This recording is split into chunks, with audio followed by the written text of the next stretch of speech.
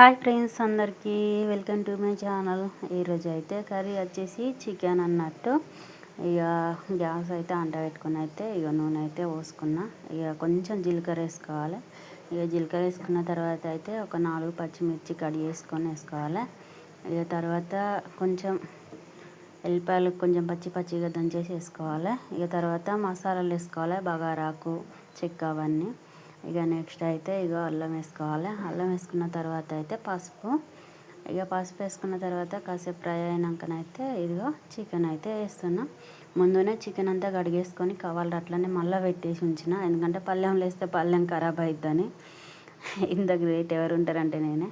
ఇక దాన్ని మొత్తం అయితే కలిపేసుకొని ఇక మూత పెట్టేసుకున్నాం అనుకో, దాంట్లో కొంచెం నీరు అన్నది ఉంటుంది కదా, అది మొత్తం పైకి వచ్చి గుంజుతుంది అన్నట్టు.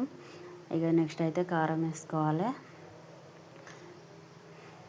ఇక కారం వేసుకున్న తర్వాత మనకైతే తగినంత ఉప్పు వేసుకోవాలి. ఉప్పు అయితే ఎక్కువగా వేసుకోవద్దు, తర్వాత తక్కువ అయినా వేసుకోవచ్చు, కానీ ఎక్కువ అయితే తినలేం కదా, అందుకే చూసి ఉప్పు వేసుకోవాలి. ఇక ఉప్పు వేసుకున్న తర్వాత అయితే మళ్ళీ మూత పెట్టేసుకోవాలి.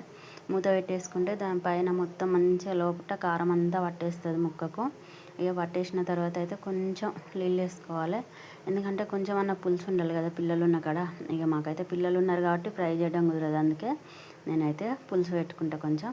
ఇక తర్వాత గరం మసాలా, కొత్తిమీర పొడి అయితే వేసుకోవాలి. వేసుకొని మొత్తం కలిపేసుకొని మళ్ళీ ఒకసారి అయితే మూత పెట్టేసుకోవాలి కొంచెం సేపు. బాగా అంటే బాగా కాదు, ఒక 5 నిమిషాలు మూత పెట్టేసుకుంటే ఇక రెడీ అయిపోయింది కర్రీ అయితే. తినడానికి వచ్చేసేయండి అందరూ. అలాగే ఒక లైక్ చేసి మా ఛానల్ని ఫాలో చేయండి. బాయ్ మరి అందరికీ.